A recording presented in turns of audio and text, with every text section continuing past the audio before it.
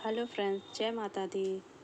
आज मैं आपको बताऊंगी नवरात्रि की महाअष्टमी 2 दिन बाद। इस दिन कन्या पूजन पर भूलकर भी ना करें ये 6 गलतियां। इसके बारे में मैं आपको जानकारी दूंगी। चैत्र नवरात्रि की अष्टमी और नवमी पर हम कन्या पूजन का खास महत्व है। इस बार अष्टमी कन्या पूजन 16 को है और नवमी की कन्या पूजन 17 अप्रैल को होगी। शास्त्रों के अनुसार अष्टमी से कन्या पूजन पर अनजाने लोगों से बड़ी गलतियां हो जाती हैं। कन्या पूजन पर इन गलतियों से करने से बचना चाहिए। कन्याओं की उम्र। महाअष्टमी पर भोज के लिए आने वाली कन्याओं की उम्र 2 से 10 वर्ष के बीच होनी चाहिए। साथ ही कन्या पूजन में बैठने वाली कन्याओं की संख्या 9 होनी चाहिए। कन्याओं के साथ एक बटुक। कन्या भोजन में 9 कन्याओं के अलावा एक बटुक भी बैठना चाहिए। कन्याओं के साथ बैठने वाली इस बटुक का भैरव का रूप माना जाता है। पूर्व दिशा में मुंह करके कन्याओं को बैठाना चाहिए। महाअष्टमी पर घर आने वाली कन्याओं और बटुक को बैठाने से पहले दिशा का भी विशेष ख्याल रखना चाहिए आपको। दक्षिणा। कन्या पूजन के बाद कन्याओं और बटुक को दक्षिणा जरूर दें। दान दक्षिणा आप चाहे तो इन्हें कोई भी ज़रूरत का सामान दे सकते हैं। कन्या पूजन का शुभ मुहूर्त भी मैं आपको बताती हूँ। कन्या पूजन का शुभ मुहूर्त याद नोट कर लीजिए, जो कि इस बार है 2 हैं।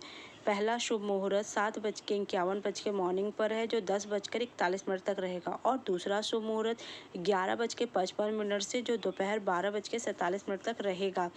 देवी से सौभाग्य और संतान प्राप्ति की मनोकामना की जाती है, अतः कन्याओं को 5 प्रकार की श्रृंगार सामग्री देना अत्यंत शुभ होता है। इसमें बिंदिया, चूड़ी, मेहंदी, बालों के लिए क्लिप, सुगंधित साबुन, काजल, नेल पॉलिश, ब्रेसलेट, पाउडर इत्यादि हो सकते हैं। बच्चियों को खेल सामग्री भी देना चाहिए। अष्टमी और नवमी पर कन्या पूजन के बाद हमें उनको और भी बहुत सी चीज़ें देनी चाहिए, उसकी भी जानकारी मैं आपको दे रही हूँ। कन्याओं को फूल भी भेंट देना शुभ होता है। साथ में कोई एक श्रृंगार सामग्री अवश्य दें। अगर आप माँ सरस्वती को प्रसन्न करना चाहते हैं तो श्वेत फूल अर्पित करें। अगर आपके दिल में कोई भौतिक कामना है तो लाल पुष्प देकर उन्हें खुश करें। उदाहरण के लिए गुलाब, चंपा, मोगरा, गेंदा, गुड़हल। फल देकर कन्याओं का पूजन करिए। फल भी सांसारिक कामना के लिए लाल अथवा पीला, और वैराग्य की प्राप्ति के लिए केला या श्रीफल हो सकता है। याद रखें कि खट्टे फल ना हो। मिठाई का भी महत्व होता है। अगर हाथ की बनी खीर, हलवा या केसरिया चावल बना कर खिलाया जाए तो देवी प्रसन्न होती हैं।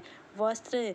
इन्हें वस्त्र देने का भी बहुत महत्व है, जैसे फ्रॉक आदि लेकर सामर्थ्य अनुसार रुमाल या रंग बिरंगे रिबन दिए जा सकते हैं। श्रृंगार सामग्री। देवी से सौभाग्य और संतान प्राप्ति के लिए मनोकामना की इच्छाओं को पूर्ति करने के लिए इन्हें 5 प्रकार की श्रृंगार सामग्री अवश्य आप प्रदान करें। खेल सामग्री भी आप दे सकते हैं, जो आजकल बाजार में उपलब्ध है, जो बच्चों को अच्छी लगे।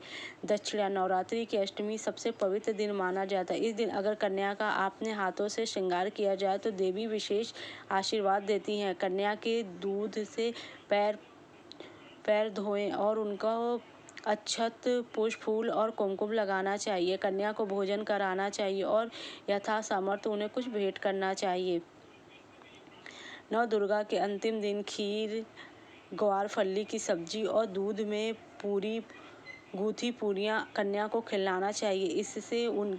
इससे आपको महालता के पुण्य फल की प्राप्ति होती है, जितना आपने 9 दिन में उपवास रखा है। उसके पैरों में महावर और हाथों में मेहंदी लगाने से देवी का संपूर्ण श्रृंगार होता है। अगर आपने घर पर हवन का आयोजन किया है तो उनके नन्हे हाथों से उसमें समिधा अवश्य डलवाएं। उन्हें इलायची और पान का सेवन कराएं। इस परंपरा के पीछे मान्यता है कि देवी जब अपने लोक जाती हैं तो उसे घर की कन्या की तरह ही विदाई दिया जाता है। अगर सामर्थ्य हो तो 9वें दिन लाल चुनरी कन्याओं को भेंट करें।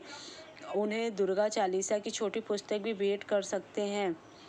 गरबा के डांडिया भी आप उन्हें बालिकाओं से घर में प्रसन्न करके ही उनको विदाई दे। इन सारी सामग्रियों के अनुसार पूजन करने से देवी प्रसन्न होकर धन की और सुख समृद्धि की वर्षा करती, यश कीर्ति सब आपको दे देती हैंगी। माता जिस पे प्रसन्न हो जाए, वैसी कौन सी चीज़ है जो आपको नहीं दे सकती। यश देंगी, वैभव देंगी, कीर्ति देंगी, सौभाग्य का वरदान देती हैं।